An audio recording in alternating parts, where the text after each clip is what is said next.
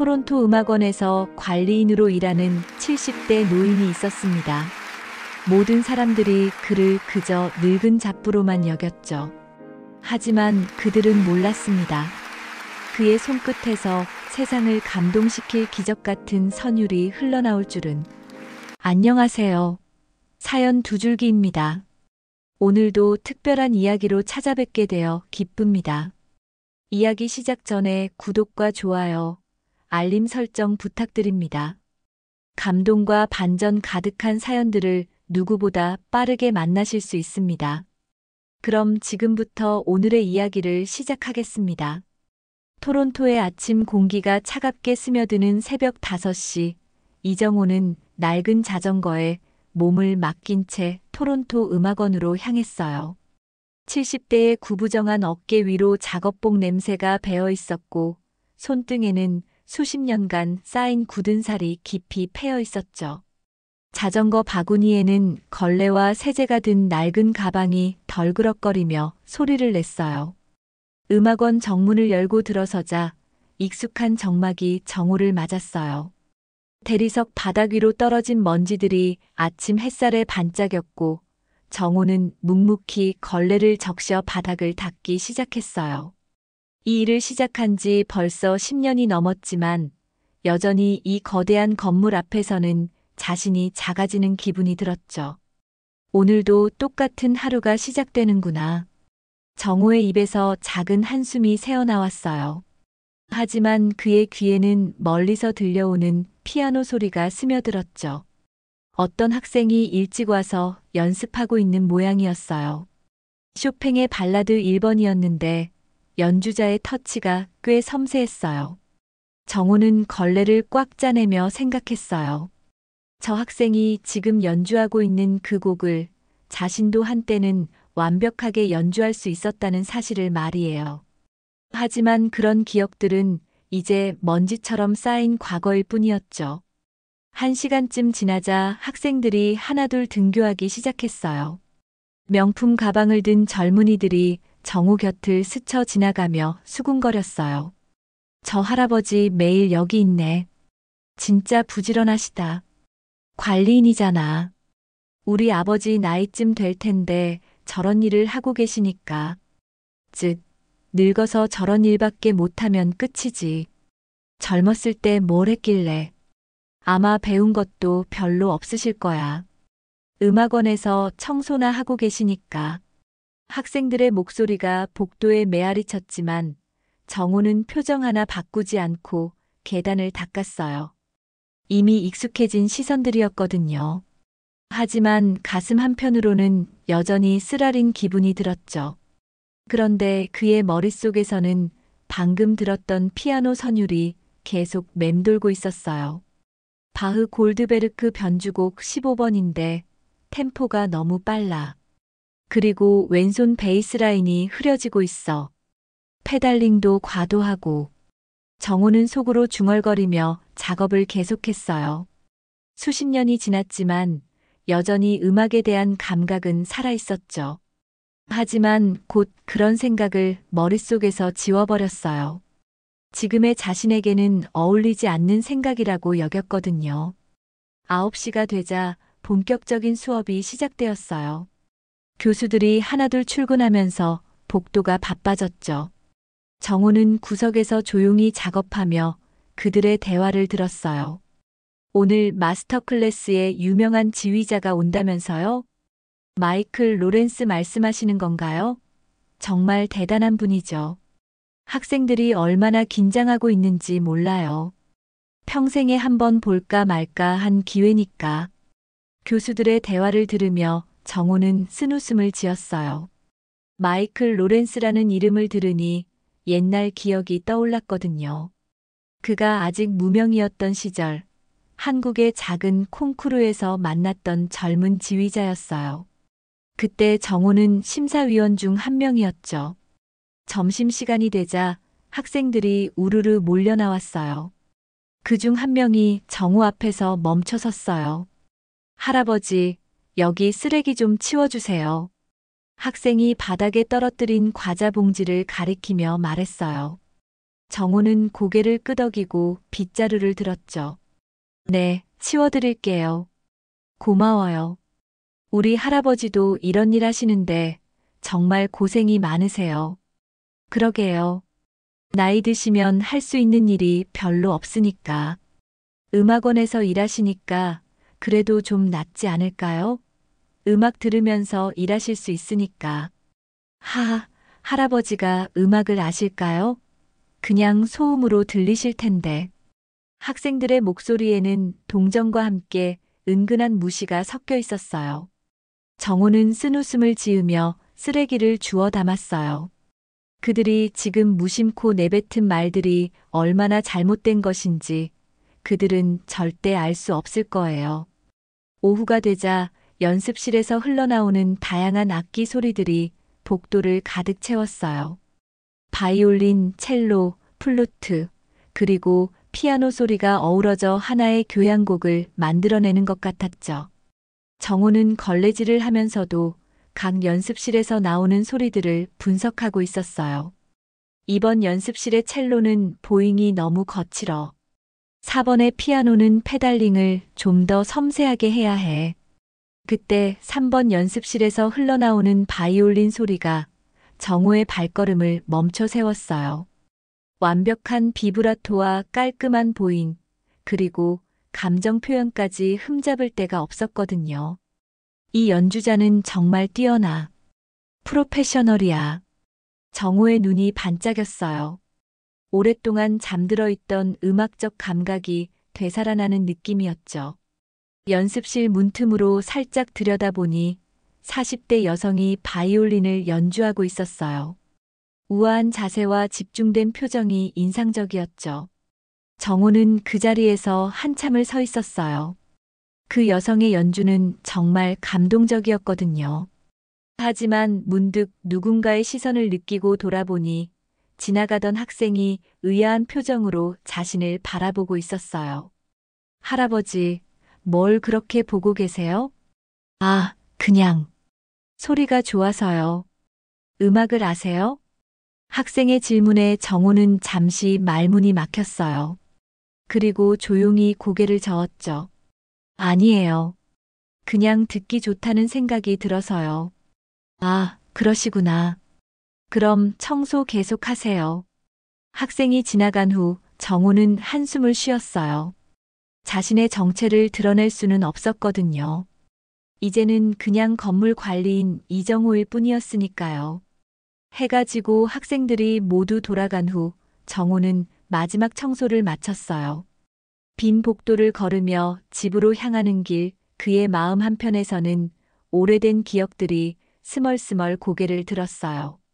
한때는 자신도 저런 무대에 서서 사람들의 박수를 받았던 시절이 있었다는 사실이 말이에요. 나도 언젠가는 다시. 정호의 발걸음이 잠시 멈췄어요. 하지만 곧 고개를 저으며 다시 걸음을 옮겼죠. 그런 꿈은 이미 너무 오래전에 포기한 것이었으니까요. 이선희는 토론토 심포니 홀의 무대 뒤에서 바이올린을 점검하고 있었어요. 오늘 저녁 연주회를 앞두고 긴장감이 흘렀지만 그녀의 마음 한편에는 다른 걱정이 자리하고 있었죠. 바로 아버지 이정호에 대한 걱정이었어요. 선희야, 오늘 연주회에 투자자들이 많이 온다고 했지? 남편 에릭이 다가와서 말했어요.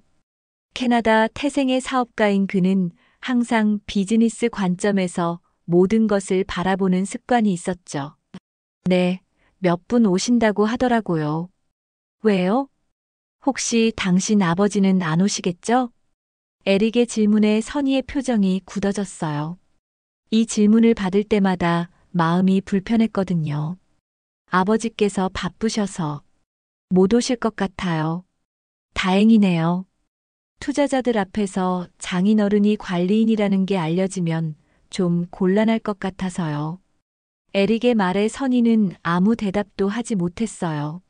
남편의 말이 틀린 건 아니었지만 그래도 아버지에 대한 이야기를 이렇게 들으니까 마음이 아팠거든요.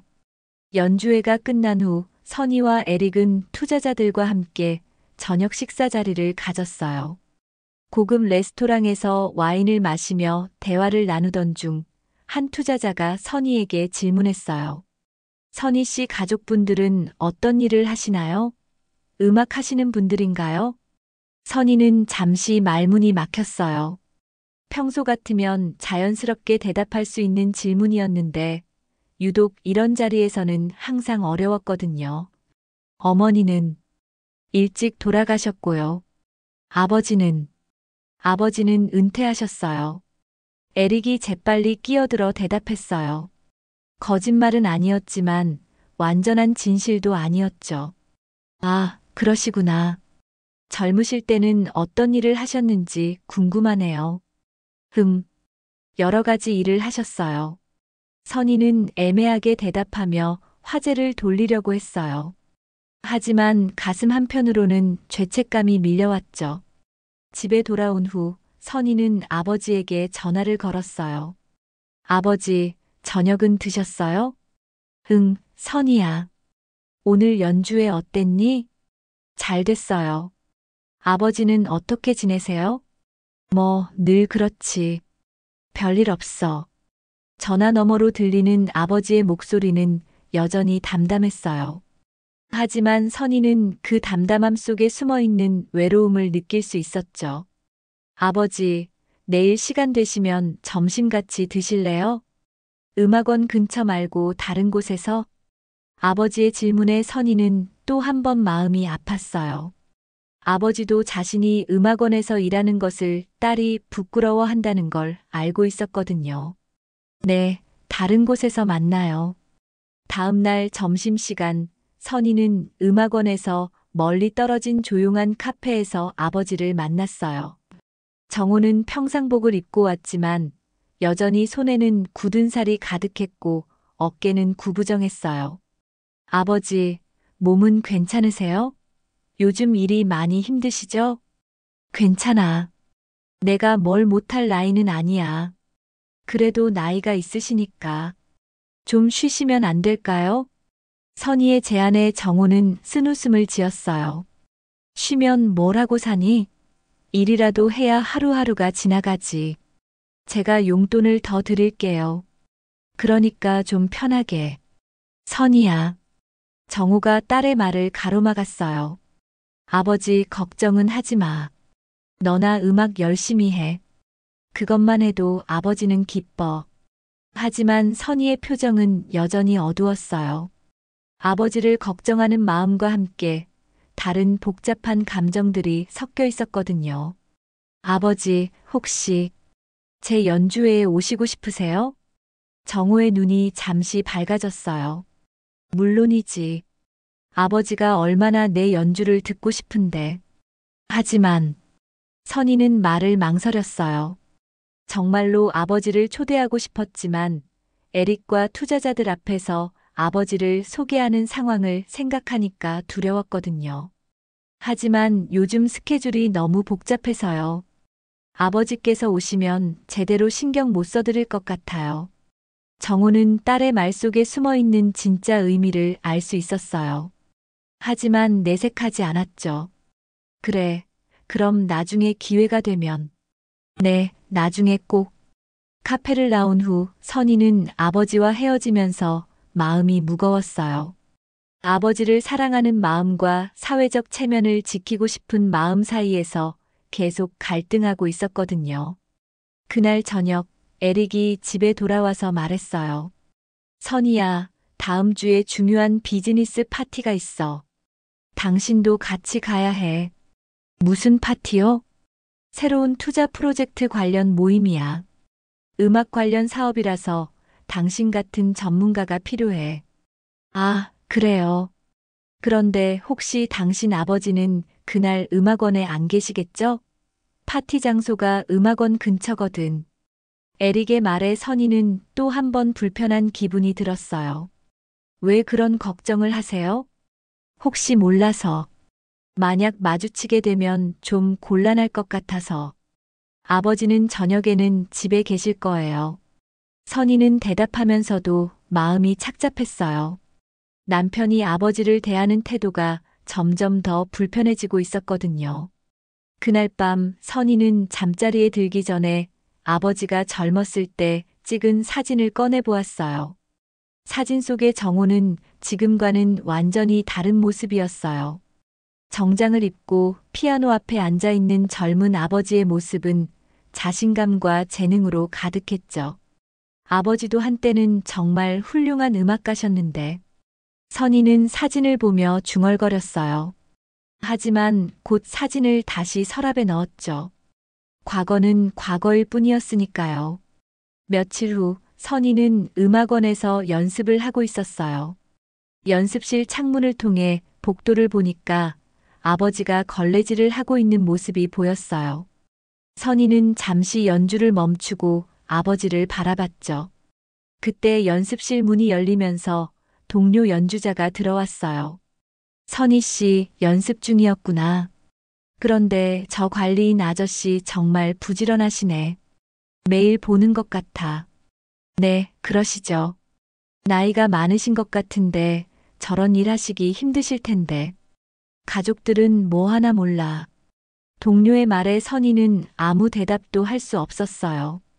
그저 고개를 숙이고 바이올린을 다시 들었을 뿐이죠. 가족들이 좀 더 신경 써드리면 좋을 텐데. 저 나이에 저런 고생을 하시다니. 선희의 가슴이 찔렸어요. 동료가 하는 말이 모두 자신에게 향하는 것 같았거든요. 연습이 끝난 후 선희는 복도에서 아버지와 마주쳤어요. 아버지, 선희야. 여기서 연습하고 있었구나. 네, 내일 공연이 있어서요.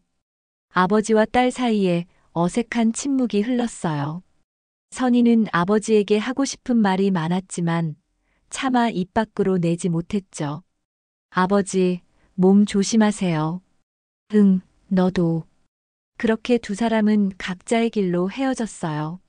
하지만 선희의 마음속에는 죄책감과 안타까움이 더욱 깊어져만 갔죠. 토론토 음악원의 그랜드홀이 국제 작곡 콩쿠르를 위해 화려하게 단장되었어요. 세계 각국에서 온 음악가들과 학생들이 홀을 가득 메웠고 무대 위에는 최고급 스타인웨이 그랜드 피아노가 조명을 받으며 빛나고 있었죠. 정호는 새벽 4시부터 홀 청소를 시작해서 지금까지 6시간째 일하고 있었어요. 와, 정말 대단하다. 마이클 로렌스가 직접 온다니.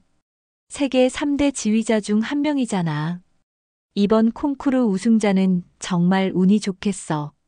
내가 들었는데 이번에 정말 어려운 과제를 낸다더라. 지금까지 아무도 풀지 못한 문제래. 학생들의 흥분된 목소리가 홀 곳곳에서 들려왔어요. 정호는 무대 아래쪽 계단을 걸레로 닦으면서 그들의 대화를 들었죠. 마이클 로렌스라는 이름을 들으니 가슴 한편이 복잡해졌어요. 27년 전 서울에서 열렸던 아시아 신진 작곡가 콩쿠르에서 정호는 심사위원장이었어요. 그때 마이클은 23세의 젊은 지휘자였죠. 캐나다에서 온 그 청년은 정호가 작곡한 아리랑 변주곡을 지휘했는데 그 연주는 정말 완벽했었어요. 정호 선생님, 이 곡은 정말 혁신적입니다. 전통과 현대가 이렇게 자연스럽게 어우러질 수 있다니요. 연주가 끝난 후 마이클이 정호에게 다가와 말했어요. 언젠가 선생님과 함께 더 큰 무대에서 작업하고 싶습니다. 선생님의 음악은 세계가 알아야 해요. 그때 마이클의 눈빛은 열정으로 가득했어요. 하지만 그로부터 몇 개월 후 정호의 인생은 완전히 바뀌었죠. 아내의 갑작스러운 병, 치료비 마련을 위한 절망적인 투쟁, 그리고 결국 음악을 포기하고 가족을 위해 선택한 막노동의 삶. 할아버지, 여기 좀 더 깨끗이 닦아주세요. 한 학생이 정호가 방금 닦은 바닥을 가리키며 말했어요. 사실 이미 충분히 깨끗했지만 정호는 순순히 다시 걸레질을 했어요. 저 할아버지 매일 여기 계시네. 가족들은 뭐 하나 몰라. 나이 저만큼 되도록 저런 일 하시는 거 보면 젊었을 때 공부 안 하셨나 봐. 그러게. 우리는 절대 저렇게 되면 안 돼. 학생들의 수군거림이 정호의 귀에 들렸어요. 그들은 자신들의 목소리가 정호에게 들린다는 것조차 의식하지 못하고 있었죠. 정호는 표정 하나 바꾸지 않고 계속 일했지만 가슴 한편으로는 여전히 아팠어요. 오전 10시, 드디어 마이클 로렌스가 홀에 등장했어요. 50대가 된 그는 여전히 카리스마 넘치는 모습이었고 홀 안의 모든 사람들이 그에게 시선을 집중했죠. 정호는 홀 구석 그늘진 곳에 서서 27년 만에 보는 그의 모습을 바라봤어요. 정말 많이 변했구나. 하지만 여전히 그때 그 열정적인 눈빛이 남아있어. 마이클이 무대 위로 올라가자 홀 안이 완전히 조용해졌어요. 수백 명의 사람들이 숨소리조차 내지 않고 그를 바라봤죠. 안녕하십니까, 여러분. 오늘 이 자리에 함께하게 되어 영광입니다. 마이클의 목소리가 홀을 가득 채웠어요. 정호는 그 목소리를 들으며 27년 전 그 젊은 지휘자의 모습을 떠올렸어요. 오늘 여러분께 드릴 과제는 매우 특별합니다. 저 역시 지난 20년간 완벽한 답을 찾지 못한 난제죠. 마이클이 피아노 앞에 앉았어요. 그리고 매우 복잡하고 어두운 현대 화성을 연주하기 시작했어요. 이것은 20세기 후반 무조음악의 극단적 형태입니다. 하지만 여기에 각자의 민족 음악, 전통 선율을 자연스럽게 융합시켜야 해요. 홀 안의 학생들이 웅성거리기 시작했어요. 정말 어려운 과제였거든요. 현대 무조음악과 전통음악은 완전히 상반된 체계였으니까요. 지금까지 수많은 작곡가들이 도전했지만 억지스럽지 않고 자연스러운 융합을 이뤄낸 사람은 없었습니다. 마이클이 몇 개의 불협화음을 더 연주했어요. 정호는 그 화성 진행을 들으며 속으로 분석하고 있었어요. 저 화성 구조라면 한국의 계면조 선율을 변형해서 사용하면 될 텐데, 특히 수제천의 느린 부분을 현대적으로 재해석하면 완벽하게 어우러질 거야. 정호의 머릿속에서는 이미 완성된 작품이 울려 퍼지고 있었어요. 하지만 그는 조용히 홀 뒤편에서 쓰레기통을 비우며 일을 계속했죠. 이 과제의 핵심은 단순한 선율 삽입이 아닙니다. 두 음악적 체계가 하나의 유기체처럼 융합되어야 해요. 마이클의 설명이 계속되는 동안 정호는 점점 더 흥미로워졌어요. 이것은 자신이 평생 고민해온 바로 그 문제였거든요. 점심시간이 되자 학생들이 무리지어 앉아 과제에 대해 토론하기 시작했어요. 정호는 그들 근처 테이블을 닦으며 대화를 들었어요. 정말 말도 안 돼. 무조음악의 전통 선율이라니. 마이클 로렌스도 못 푼 문제를 우리가 어떻게 풀어?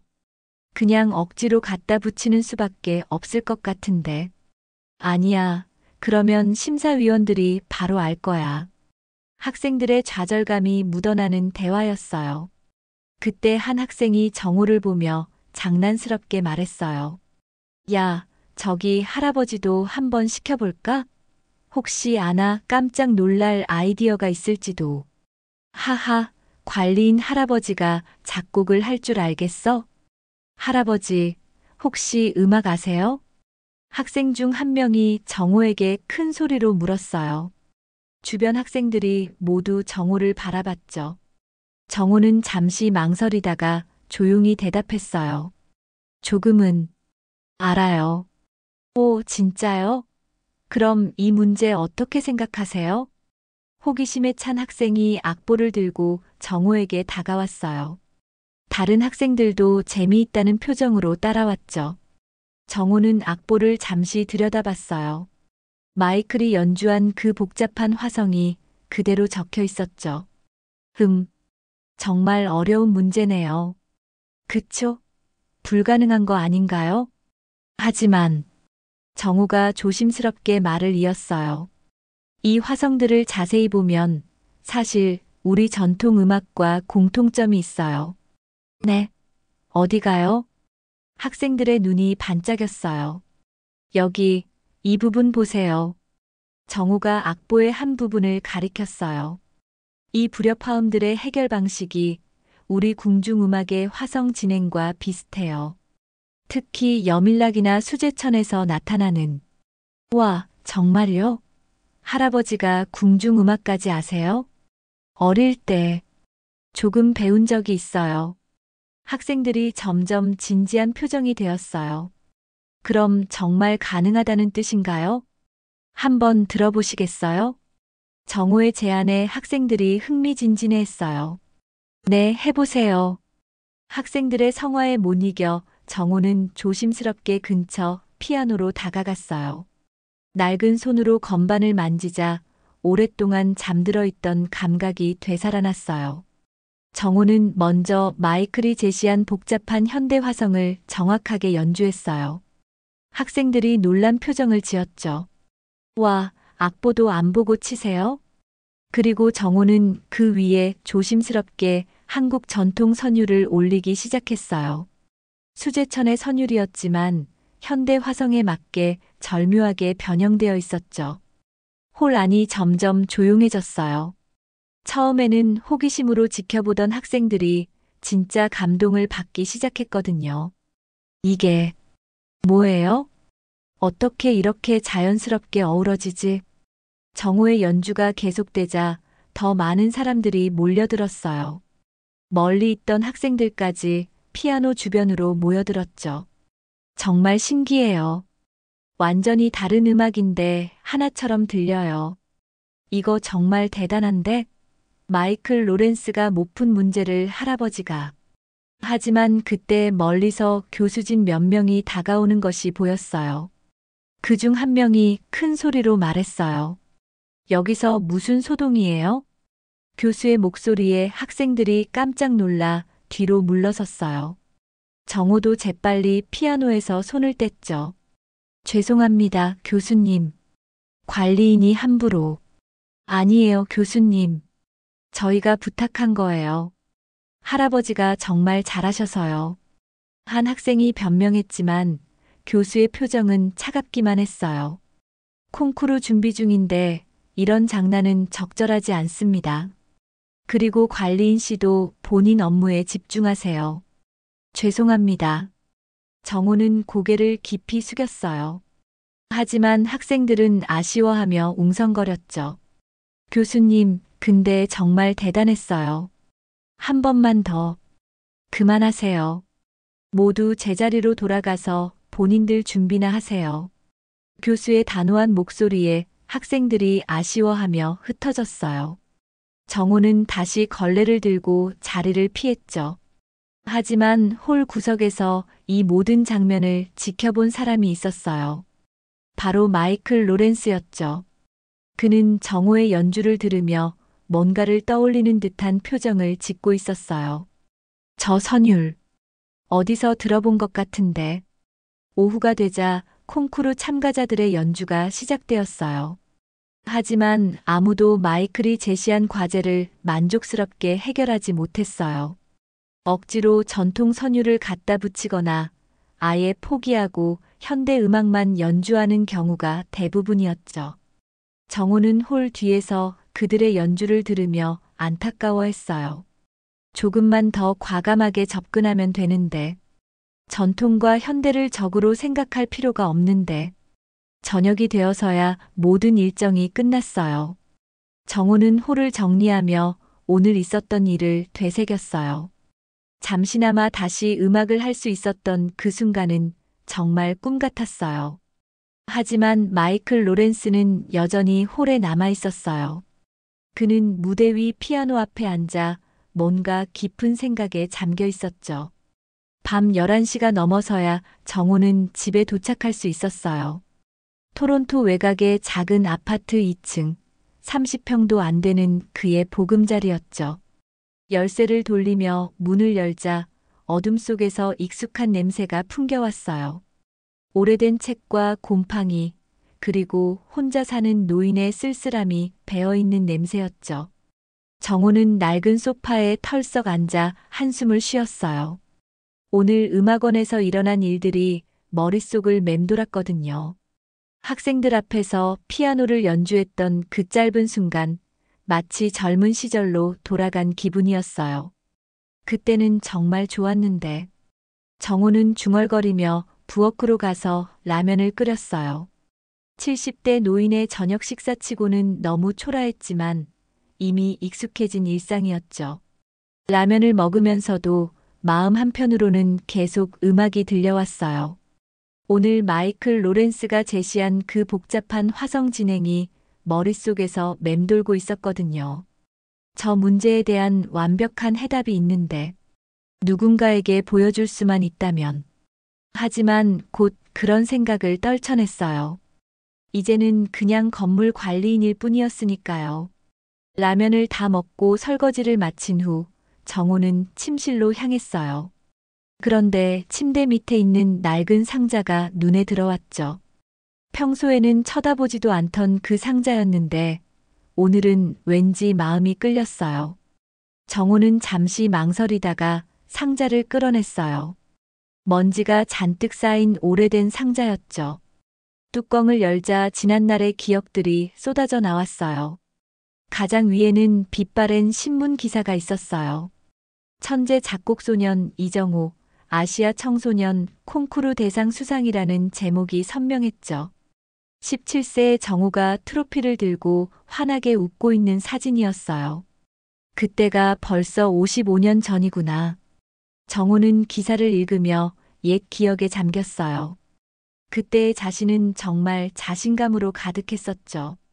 앞으로 세계적인 작곡가가 될 거라고 믿어 의심치 않았어요. 기사 아래에는 수십 건의 악보가 정성스럽게 보관되어 있었어요. 모두 정호가 직접 손으로 쓴 작품들이었죠. 아리랑 환상곡, 한강의 봄, 고향의 노래 등등 젊은 시절 밤을 세워가며 작곡했던 소중한 작품들이었어요.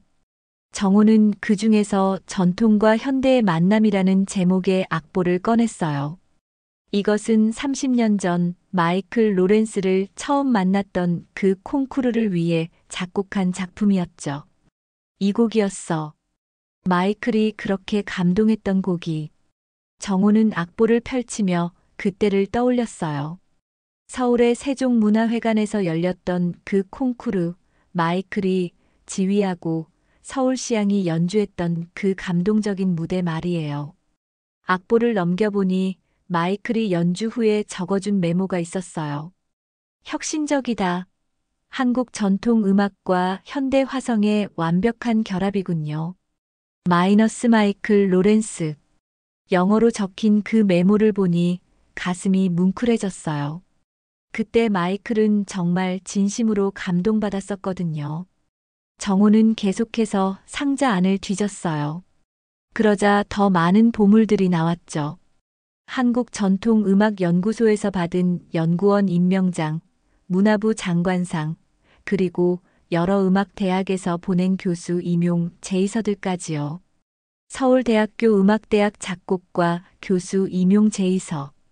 정호는 그 서류를 보며 깊은 한숨을 쉬었어요.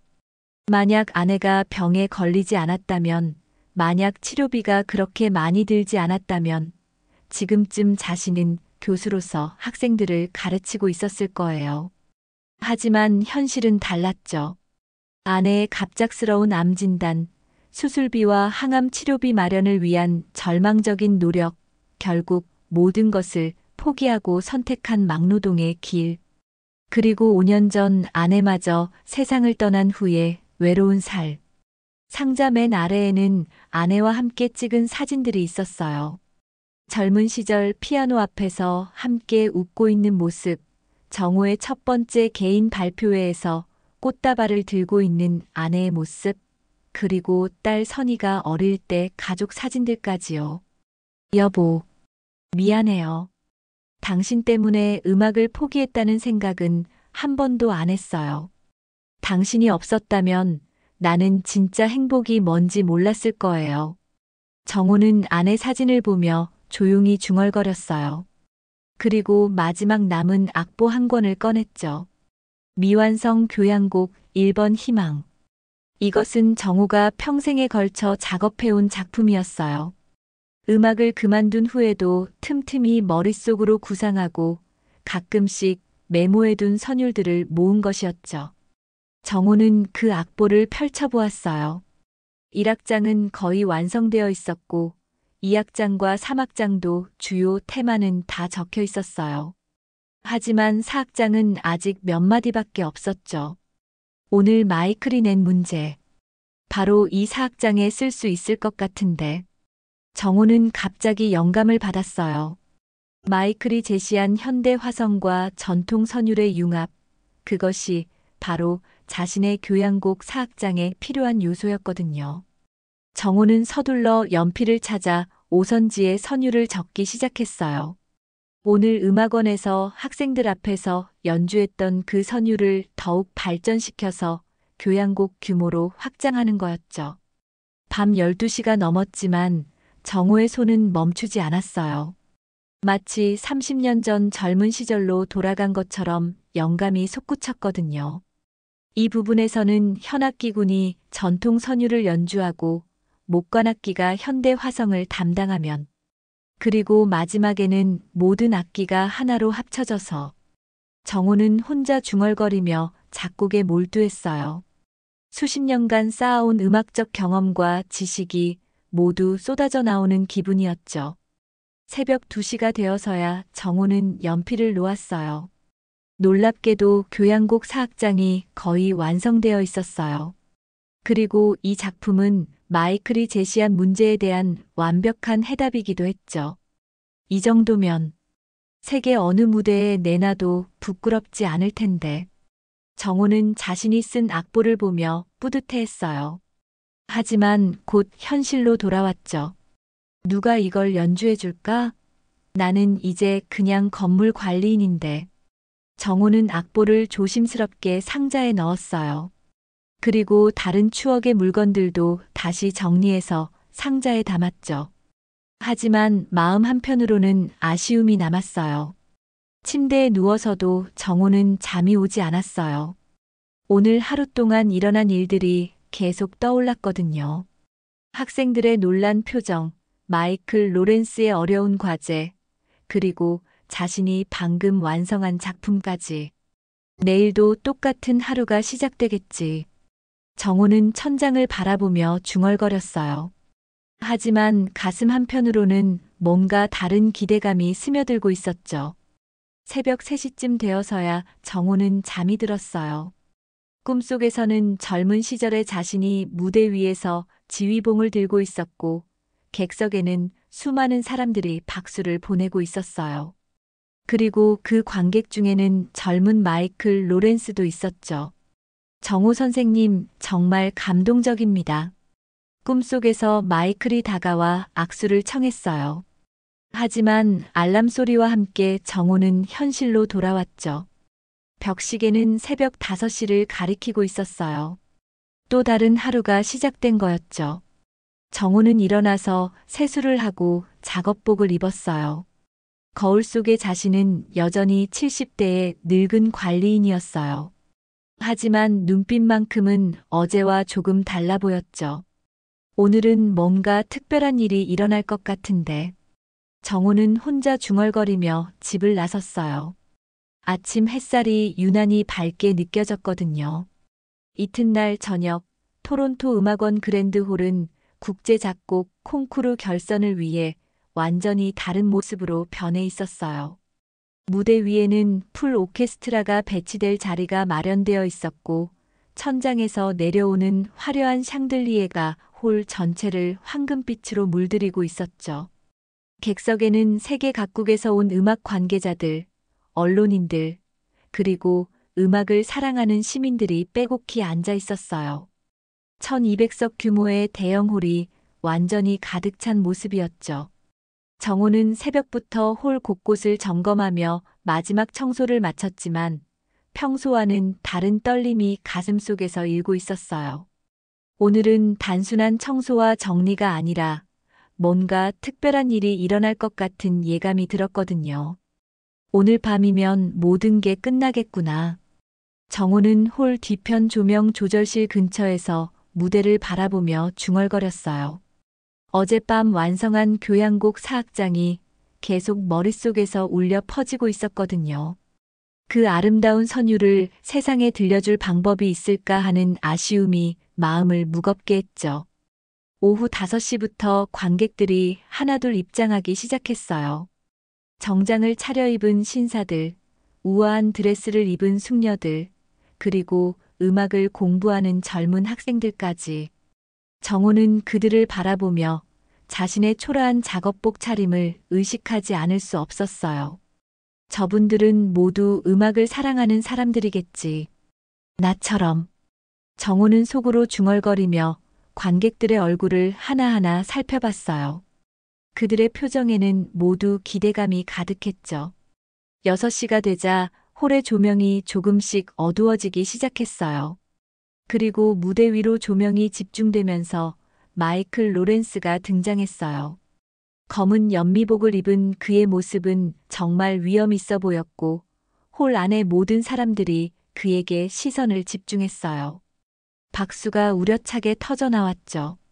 신사숙녀 여러분, 오늘 밤 역사적인 순간을 함께하게 되어 영광입니다. 마이클의 목소리가 홀을 가득 채웠어요. 정호는 홀 맨 뒤편 구석에서 그의 모습을 바라봤는데 27년 전 그 젊은 지휘자의 모습이 겹쳐 보였죠. 지난 3일간 세계 각국에서 온 재능 있는 작곡가들이 이 무대에서 도전했습니다. 하지만 아직 완벽한 해답을 제시한 사람은 없었습니다. 마이클이 무대 중앙으로 걸어 나오며 말했어요. 그의 목소리에는 아쉬움과 함께 기대감이 섞여 있었죠. 현대 음악과 전통 음악의 진정한 융합. 이것은 단순히 두 장르를 섞어 놓는 것이 아닙니다. 서로 다른 두 영혼이 하나가 되어 새로운 생명을 얻는 것입니다. 객석에서 박수가 터져 나왔어요. 하지만 마이클의 표정은 여전히 진지했죠. 21세기를 살아가는 우리에게 이 과제는 매우 중요합니다.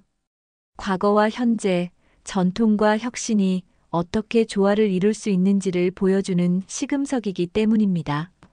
정호는 마이클의 말을 들으며 가슴이 뛰는 것을 느꼈어요. 바로 자신이 평생 고민해온 문제를 이야기하고 있었거든요. 오늘 밤 마지막으로 한 번 더 기회를 드리겠습니다. 혹시 이 도전에 응하실 분이 계시다면 무대로 나와 주십시오. 마이클이 객석을 천천히 둘러보며 말했어요. 하지만 아무도 나서지 않았죠.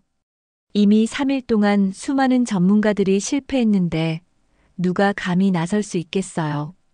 객석에서는 웅성거림이 일기 시작했어요. 정말 어려운 문제인가 보네. 마이클 로렌스도 20년간 못 풀었다는데 누가 할 수 있겠어. 그래도 누군가는 도전해봐야 하는 거 아닌가. 몇 분간 아무도 나서지 않자 마이클이 아쉬운 표정으로 말했어요. 역시 쉽지 않은 문제인 것 같습니다. 그럼 오늘은 바로 그때 객석 중간쯤에서 한 학생의 목소리가 들려왔어요. 선생님, 혹시 저기 관리인 할아버지도 한번 해보시게 하면 어떨까요? 모든 사람들의 시선이 그 학생에게 집중되었어요. 그것은 어제 정호의 연주를 들었던 학생 중 한 명이었죠. 어제 정말 놀라운 연주를 하셨거든요. 선생님이 내신 문제를 완벽하게 해결하시더라고요.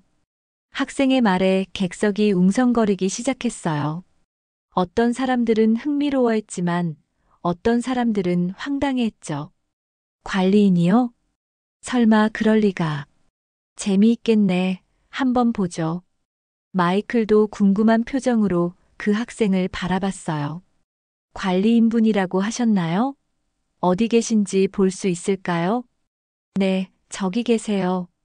학생이 정호가 있는 쪽을 가리키자 1200명의 시선이 일제히 정호에게 향했어요. 무대 조명이 객석을 비추면서 정호의 모습이 선명하게 드러났죠. 정호는 갑작스러운 관심에 당황스러워하며 뒤로 물러서려고 했어요. 하지만 이미 모든 사람들이 자신을 보고 있었죠. 저 사람이 관리인이라고? 작업복 입고 계시네. 정말 음악을 할 줄 아실까? 객석에서 수군거리는 소리들이 들려왔어요. 하지만 마이클의 눈빛은 정호를 놓치지 않았어요. 뭔가 익숙한 느낌이 들었거든요. 혹시 어제 그 연주를 하신 분이십니까? 마이클이 마이크를 통해 정호에게 직접 물었어요. 홀 안이 완전히 조용해졌죠. 정호는 한동안 아무 대답도 하지 못했어요. 1200명의 사람들이 자신을 바라보고 있다는 사실이 믿어지지 않았거든요. 심장이 너무 빠르게 뛰어서 숨쉬기도 어려웠어요. 저는 정호의 목소리가 떨렸어요. 조금 했습니다. 정호의 작은 목소리가 마이크 없이도 조용한 홀에 울려 퍼졌어요. 마이클이 무대에서 내려와 객석으로 걸어왔어요. 그리고 정호에게 더 가까이 다가갔죠. 그렇다면 한번 도전해 보시겠습니까? 제가 20년간 풀지 못한 이 문제예요. 마이클의 제안에 객석에서 웅성거림이 더욱 커졌어요. 진짜로 하시는 건가요? 관리인이 마이클 로렌스의 문제를 푼다고? 이거 정말 재미있겠는데. 실패하면 어떻게 하려고? 다양한 반응들이 섞여 나왔어요. 어떤 사람들은 기대감에 차 있었고, 어떤 사람들은 의심스러워했죠. 정호는 마음속으로 치열한 갈등을 벌이고 있었어요. 한편으로는 이런 기회가 다시 올지 모른다는 생각이 들었고, 다른 한편으로는 실패했을 때의 창피함이 두려웠거든요. 만약 실수라도 한다면 1200명 앞에서 망신을 당하겠지. 내 딸도 언젠가 이 이야기를 듣게 될 텐데. 하지만 그때 27년 전 마이클과의 첫 만남이 떠올랐어요. 그때 자신의 음악에 감동받아 눈물을 흘리던 젊은 지휘자의 모습이 말이에요. 그때 마이클이 말했지. 내 음악은 세계가 알아야 한다고. 이번이 마지막 기회일지도 몰라. 그리고 어젯밤 완성한 자신의 작품이 떠올랐어요. 그 아름다운 선율들, 현대와 전통이 완벽하게 어우러진 그 음악이 말이에요. 정호는 천천히 고개를 들었어요. 그리고 마이클과 눈을 마주쳤죠. 그 순간 27년이라는 시간이 한순간에 사라지는 기분이었어요. 해보겠습니다. 정호의 대답에 객석이 다시 웅성거렸어요. 마이클은 놀란 표정을 지으며 천천히 고개를 끄덕였죠. 정말로 하시겠다는 말씀이신가요? 네, 해보겠습니다. 정호의 목소리가 이번에는 조금 더 확고했어요. 좋습니다. 그럼 무대로 나와주세요. 마이클의 말에 객석에서 박수가 터져 나왔어요. 하지만 그 박수 속에는 기대감과 의심이 뒤섞여 있었죠.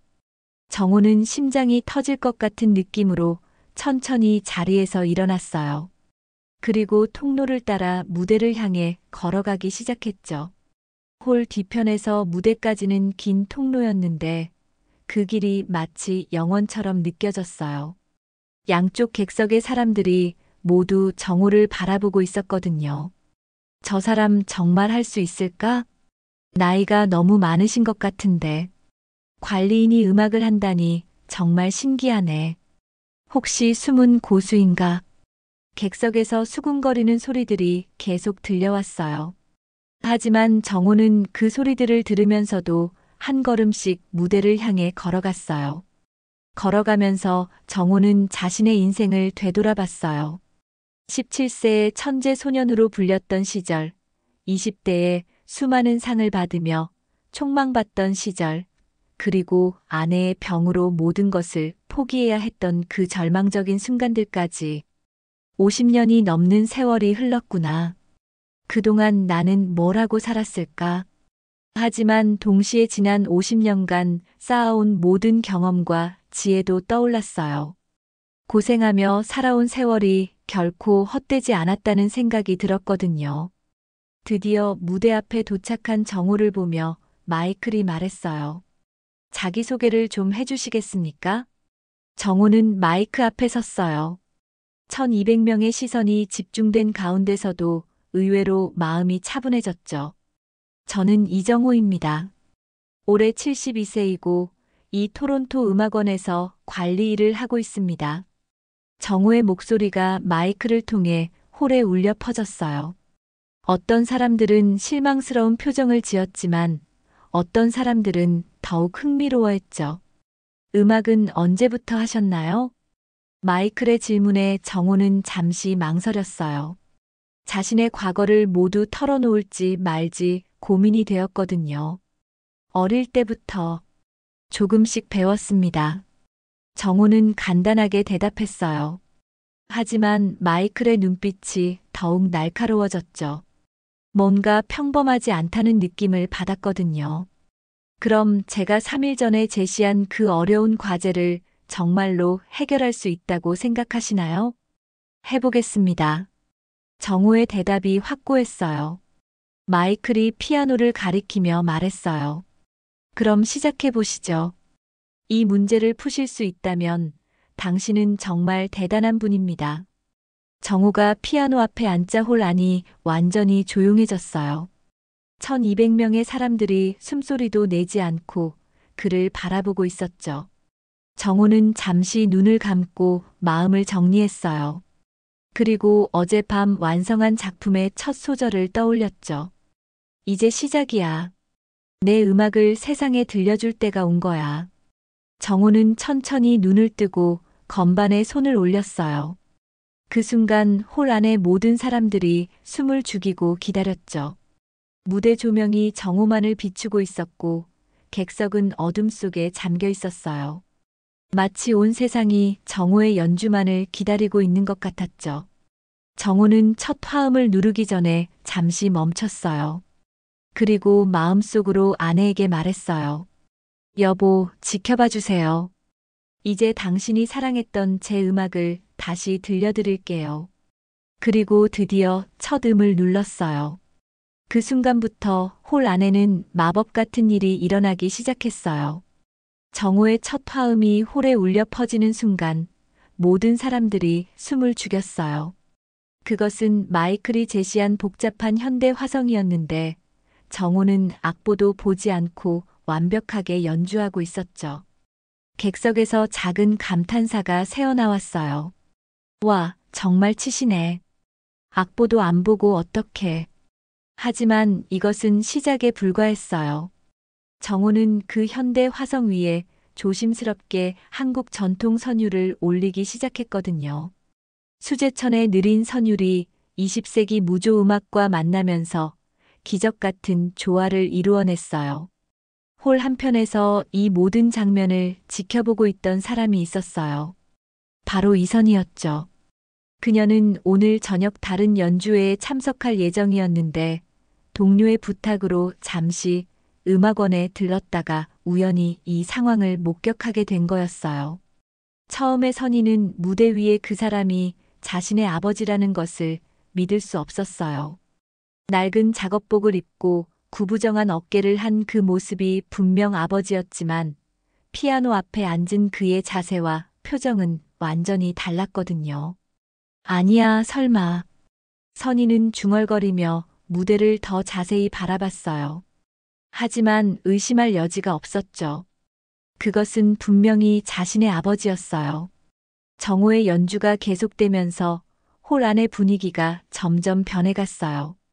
처음에는 호기심 반 의심 반이었던 관객들이 진짜 감동을 받기 시작했거든요.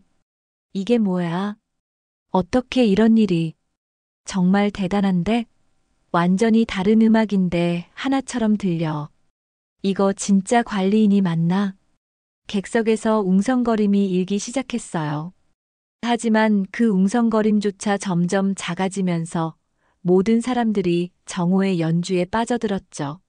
마이클 로렌스는 무대 옆에서 정호의 연주를 듣고 있었는데 그의 표정이 점점 진지해졌어요. 이것은 단순한 연주가 아니었거든요. 자신이 20년간 풀지 못한 문제에 대한 완벽한 해답이었어요. 이 사람은 도대체 누구지? 어떻게 이런 연주가 가능한 거야? 정호는 연주하면서 완전히 음악 속에 빠져들어 있었어요. 50년 넘게 억눌러왔던 음악적 열정이 한순간에 폭발하는 기분이었거든요. 그의 손끝에서 흘러나오는 선율은 단순히 현대와 전통의 만남이 아니라 한 인간의 살 전체가 담긴 깊은 이야기였어요. 그때 홀 입구에서 소동이 일어났어요. 에릭이 급하게 들어오면서 선의를 찾고 있었거든요. 선의, 여기 있었구나. 투자자들이 기다리고 있어. 빨리 가야.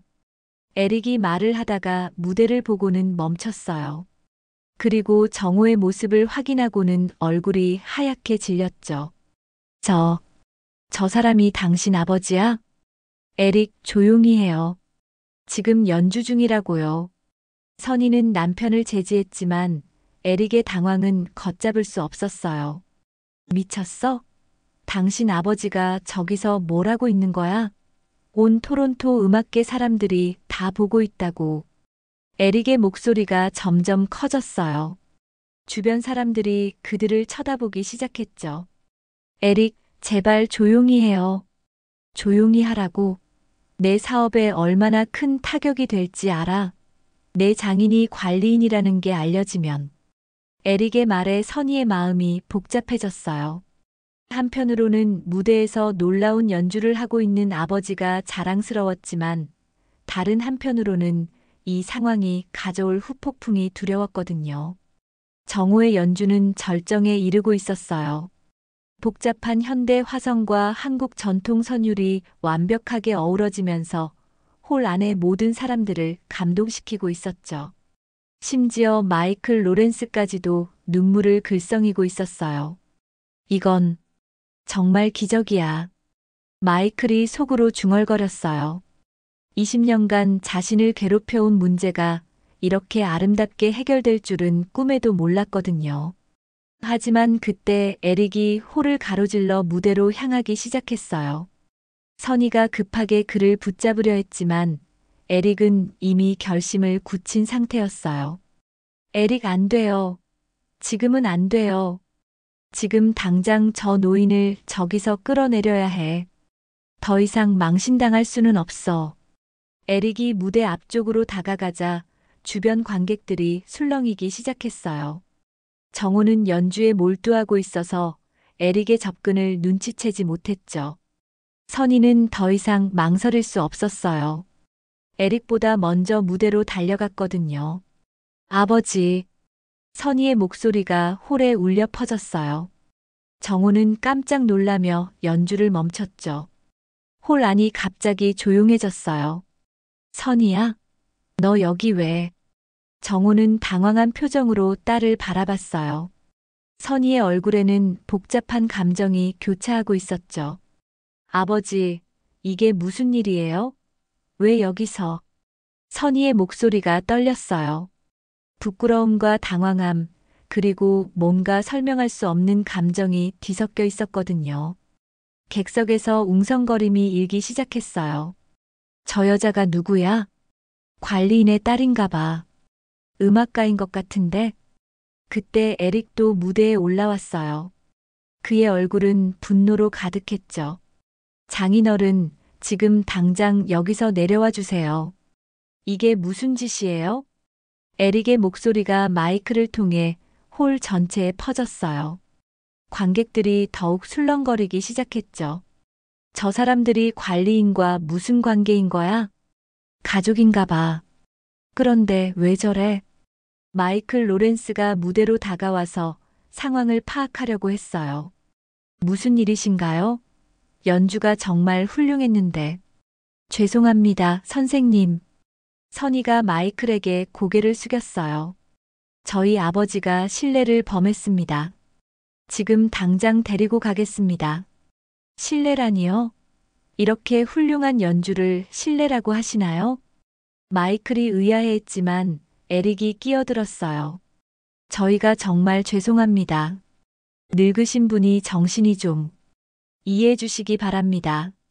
에릭의 말에 선희가 깜짝 놀라며 말했어요. 에릭, 그 말은 너무해요. 정호의 얼굴이 굳어졌어요. 너무해요? 지금 이 상황이 더 너무한 거 아닌가요? 온 토론토가 지켜보는 곳에서 이런 소동을. 소동이라고? 정호의 목소리에 상처가 묻어났어요. 자신의 음악을 소동이라고 부르는 사위의 말이 가슴을 찔렀거든요. 선희는 아버지와 남편 사이에서 어쩔 줄 몰라 했어요. 한편으로는 아버지의 놀라운 연주에 감동받았지만 다른 한편으로는 이 상황이 가져올 사회적 파장이 두려웠거든요. 아버지, 제발 이해해 주세요. 지금 상황이. 선희야, 너 여기 왜 온 거야? 정호가 딸을 바라보며 조용히 물었어요. 그의 눈빛에는 실망과 슬픔이 가득했죠. 내가 음악을 하는 게 그렇게 부끄러운 일이야? 내가 그렇게 창피한 아버지야? 선희는 대답할 수 없었어요. 사실 그것이 진실의 일부였거든요. 객석에서는 점점 더 큰 웅성거림이 일고 있었어요. 저 어르신 연주 정말 훌륭했는데 가족들이 왜 저러지? 뭔가 복잡한 사정이 있나 봐.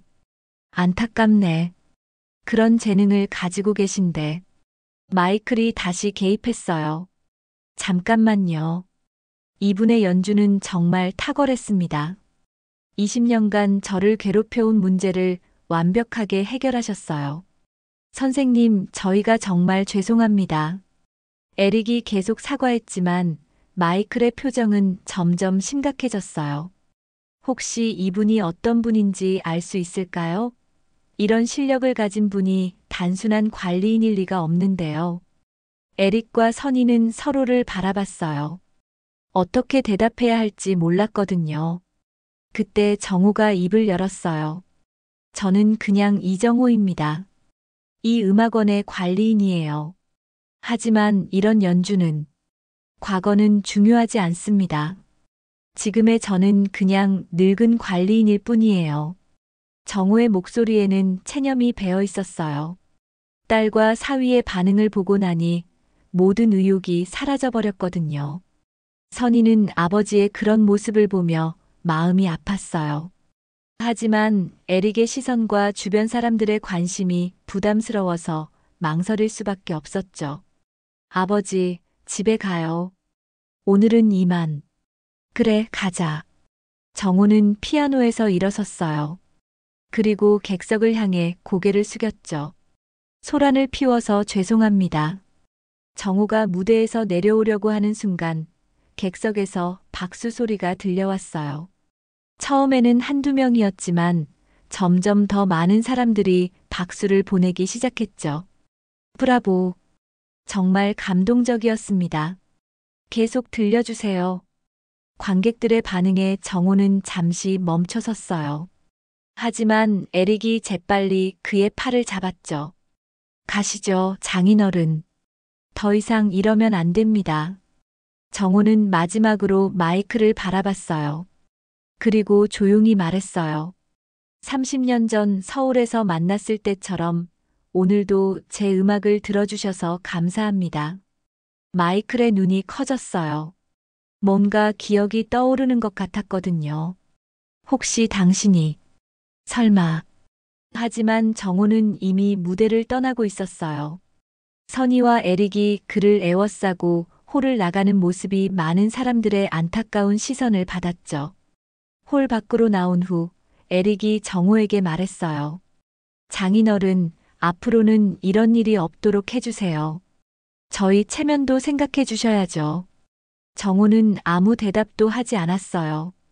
그저 깊은 한숨만 쉬었을 뿐이죠.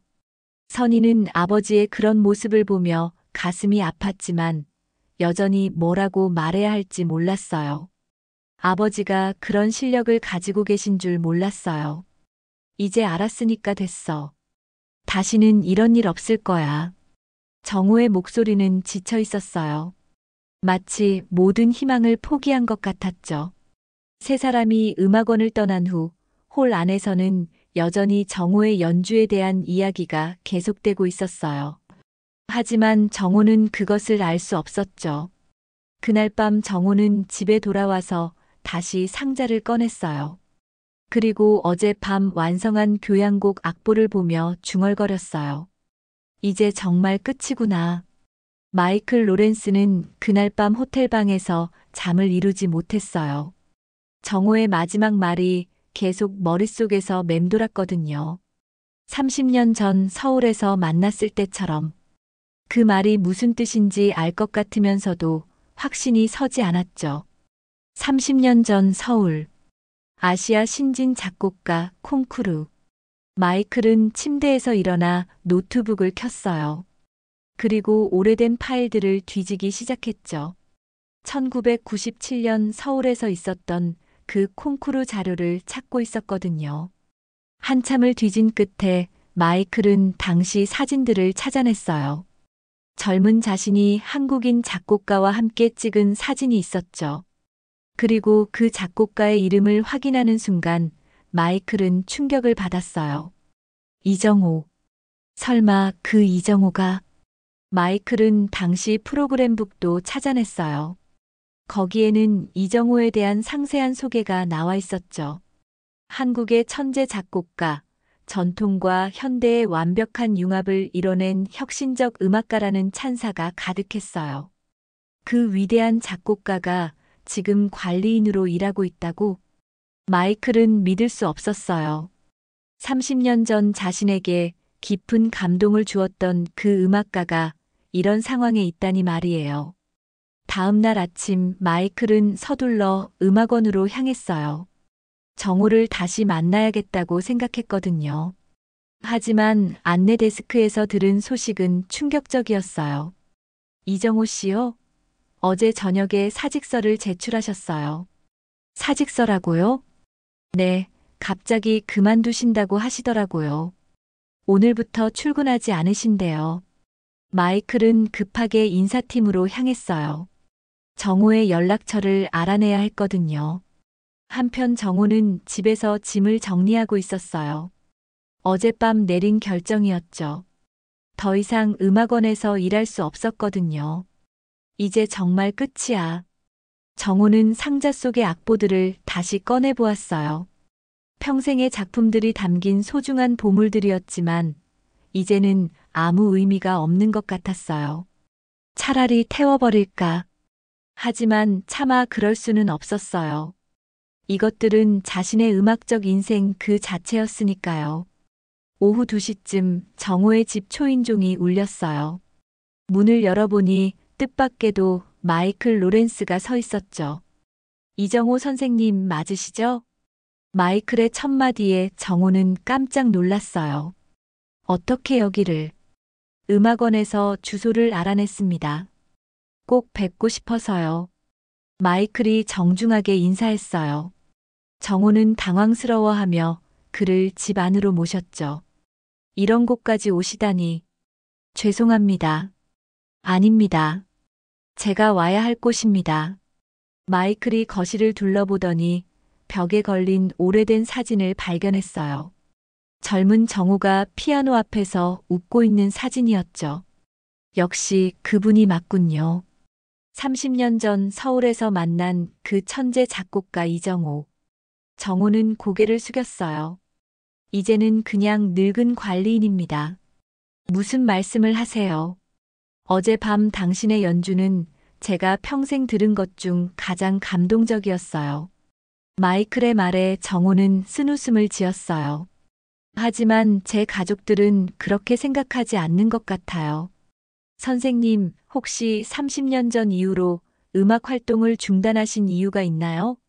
마이클의 질문에 정호는 잠시 망설이다가 입을 열었어요. 아내가 급성 백혈병에 걸렸어요. 1997년 선생님과 서울에서 만난 바로 그 해였죠. 정호의 목소리가 떨렸어요. 골수이식이 급히 필요했는데 치료비가 수천만 원이었어요. 그런데 때마침 IMF 외환위기가 터지면서 음악계 전체가 얼어붙었죠. 위촉 작품들이 모두 취소되고 공연도 줄어들고 정호는 잠시 말을 멈췄다가 계속했어요. 음악으로는 당장 현금을 마련할 수 없었어요. 작품을 써도 발표하고 수익이 나기까지 시간이 너무 오래 걸렸거든요. 하지만 병원비는 기다려주지 않았죠. 그래서 막노동을 시작했어요. 일한 만큼 바로 일당을 받을 수 있으니까요. 마이클이 안타까운 표정으로 고개를 끄덕였어요. 게다가 아내를 간병하면서는 음악에 집중할 수도 없었어요. 창작이 막혔죠. 내 예술이 가족을 구할 수 없다는 절망감에 결국 음악을 완전히 포기하게 됐어요. 마이클은 정호의 이야기를 들으며 마음이 아팠어요. 선생님의 희생이 헛되지 않았습니다. 어제 연주에서 그 모든 세월의 무게와 깊이를 느낄 수 있었어요. 이제는 모든 게 끝났어요. 어제 일로 딸과 사위에게 실망만 안겨줬죠. 정호의 목소리에는 체념이 배어 있었어요. 아닙니다. 이제 시작입니다. 마이클이 단호하게 말했어요. 선생님의 음악을 세상이 다시 들어야 합니다. 어젯밤 그 연주는 단순한 문제 해결이 아니었어요. 음악사에 남을 작품이었습니다. 하지만 선생님, 혹시 다른 작품들도 있으신가요? 마이클의 질문에 정호는 잠시 망설이다가 상자를 가져왔어요. 이것들이 제가 평생 쓴 작품들입니다. 마이클이 악보들을 하나씩 펼쳐보는 동안 그의 표정이 점점 놀라움으로 변해갔어요. 이건 정말 대단합니다. 이 미완성 교향곡은 어떤 작품인가요? 어젯밤 완성한 작품입니다. 선생님이 내신 문제에서 영감을 받아서요. 마이클이 악보를 자세히 살펴보더니 감탄했어요. 이것은 단순히 제 문제에 대한 답이 아닙니다. 21세기 음악이 나아가야 할 방향을 제시한 작품이에요. 과찬입니다. 과찬이 아닙니다. 이 작품을 연주할 수 있게 해주세요. 마이클의 제안에 정호는 깜짝 놀랐어요. 연주라니요? 다음 달 토론토 심포니에서 제가 지휘하는 특별 공연이 있습니다. 그때 이 작품을 초연하고 싶어요. 하지만 누가 작곡가라고 소개할 건가요? 관리인이었던 사람이라고 말할 건가요? 정호의 말에 마이클이 웃었어요. 이정호, 전설적인 작곡가. 30년 만에 돌아온 음악계의 거장이라고 소개하겠습니다. 선생님, 그리고 당신이 직접 지휘하세요. 당신의 작품은 당신이 지휘해야 합니다. 마이클의 말에 정호의 마음이 흔들렸어요. 30년간 꿈꿔왔던 순간이 눈앞에 다가온 거였죠. 하지만 제 가족들도 결국 이해하게 될 겁니다. 당신의 진짜 모습을 보게 되면요. 마이클이 정호의 손을 잡았어요. 선생님, 음악은 나이도 직업도 가리지 않습니다. 당신 안에 흐르는 그 음악만이 중요해요. 정호는 오랫동안 생각에 잠겼어요. 그리고 마침내 고개를 끄덕였죠. 해보겠습니다. 정말이세요? 네, 이번이 정말 마지막 기회일 것 같아요. 마이클의 얼굴에 환한 미소가 떠올랐어요. 선생님, 이번 공연은 단순한 연주회가 아닙니다. 당신의 인생이 다시 시작되는 순간이 될 거예요. 고맙습니다, 마이클. 아닙니다. 제가 더 감사해요. 30년 전 당신이 제게 음악의 진정한 의미를 가르쳐 주셨듯이 어제도 다시 한번 깨우쳐 주셨어요. 두 사람은 오후 내내 음악에 대해 이야기했어요. 30년의 공백이 한순간에 사라지는 기분이었죠. 해가 질 무렵 마이클이 떠나기 전에 말했어요. 선생님, 2주 후 첫 리허설이 있습니다. 준비되시겠어요? 준비하겠습니다. 정호의 목소리에는 30년 만에 되찾은 희망이 담겨 있었어요. 마이클이 떠난 후 정호는 오랫동안 창밖을 바라봤어요. 토론토의 석양이 그의 얼굴을 붉게 물들이고 있었죠. 여보, 다시 시작해도 될까요? 정호는 아내의 사진을 보며 조용히 중얼거렸어요. 사진 속 아내는 여전히 환하게 웃고 있었죠. 그날 밤 정호는 오랜만에 편안한 잠에 들었어요. 꿈속에서는 큰 무대 위에서 지휘봉을 들고 있는 자신의 모습이 보였거든요. 2주 후 토론토 심포니 홀은 특별한 밤을 맞이했어요. 전설의 귀환, 이정호 작품 초연이라는 제목의 공연이었죠. 1800석 규모의 대형홀이 완전히 매진되었고 음악계 관계자들과 언론인들이 대거 몰려들었어요. 정호는 지휘자 대기실에서 연미복을 입고 있었어요. 30년 만에 입는 정장이었지만 의외로 자연스러웠죠. 거울 속에 자신을 보니 예전 그 젊은 작곡가의 모습이 되살아나는 기분이었어요. 선생님, 준비되셨나요? 마이클이 문을 두드리며 들어왔어요. 네, 준비됐습니다. 정호의 목소리에는 긴장보다는 기대감이 가득했어요. 오늘 밤은 단순한 공연이 아닙니다. 선생님의 진짜 인생이 시작되는 순간이에요. 마이클의 말에 정호는 고개를 끄덕였어요. 그리고 마음속으로 아내에게 말했죠. 여보, 오늘 밤 우리 음악을 다시 들려드릴게요. 한편 객석에서는 선희와 에릭이 복잡한 심정으로 앉아 있었어요. 며칠 전 마이클로부터 직접 초대를 받았지만 아버지가 정말 이런 큰 무대에 선다는 것이 아직도 믿어지지 않았거든요. 정말 장인어른이 이런 공연의 주인공이라는 건가요? 에릭이 프로그램북을 다시 보며 중얼거렸어요. 저도 아직 현실감이 없어요. 아버지가 정말 이런 분이셨다니. 선희도 혼란스러워했어요. 프로그램북에 실린 젊은 아버지의 사진과 화려한 경력을 봐도 여전히 믿기 어려웠거든요. 프로그램북에는 젊은 시절 정호의 사진과 함께 한국이 낳은 천재 작곡가 30년 만에 귀환이라는 소개가 실려 있었어요. 설마 장인어른이 이런 분이셨다고? 에릭은 믿을 수 없다는 표정이었어요.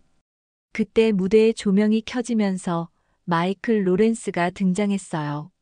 신사숙녀 여러분, 오늘 밤 정말 특별한 공연을 준비했습니다. 마이클의 목소리가 홀을 가득 채웠어요.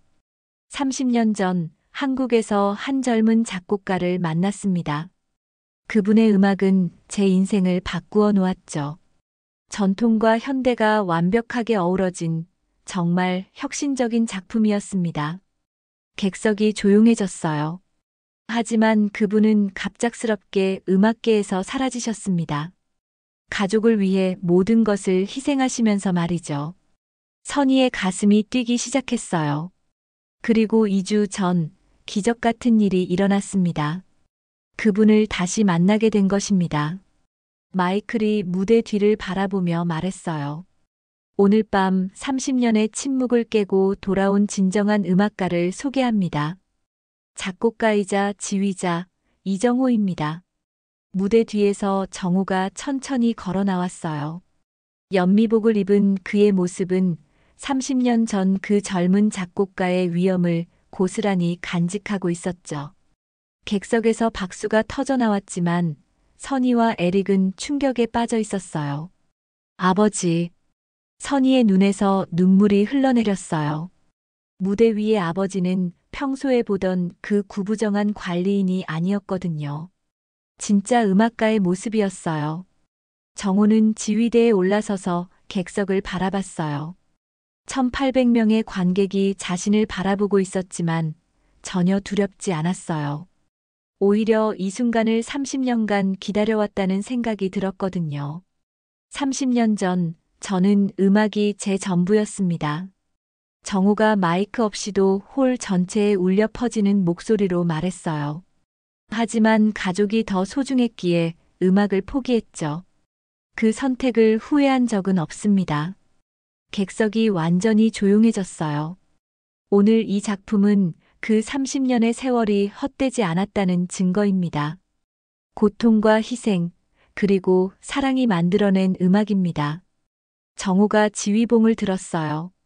이 곡을 사랑하는 아내와 그리고 제 딸에게 바칩니다. 오케스트라의 첫 소절이 시작되었어요. 정호의 미완성 교향곡 1번 희망이 드디어 세상에 공개되는 순간이었죠. 음악이 흘러나오는 순간 홀 안의 모든 사람들이 마법에 걸린 것처럼 빠져들었어요. 복잡한 현대 화성과 한국 전통 선율이 완벽하게 어우러지면서 들어본 적 없는 아름다운 하모니를 만들어냈거든요. 일악장에서는 젊은 시절의 꿈과 열정이 표현되었고 2악장에서는 사랑과 결혼의 기쁨이 담겨 있었어요. 3악장은 절망과 포기의 아픔을 그렸고 4악장에서는 희망과 재생의 메시지가 웅장하게 울려 퍼졌죠. 특히 4악장에서 한국의 아리랑 선율이 현대적으로 재해석되어 나오는 순간 많은 사람들이 눈물을 흘렸어요. 그것은 단순한 음악이 아니라 한 인간의 삶 전체가 담긴 서사시였거든요. 선희는 객석에서 흐느끼고 있었어요. 아버지의 진짜 모습을 이제야 깨달았거든요.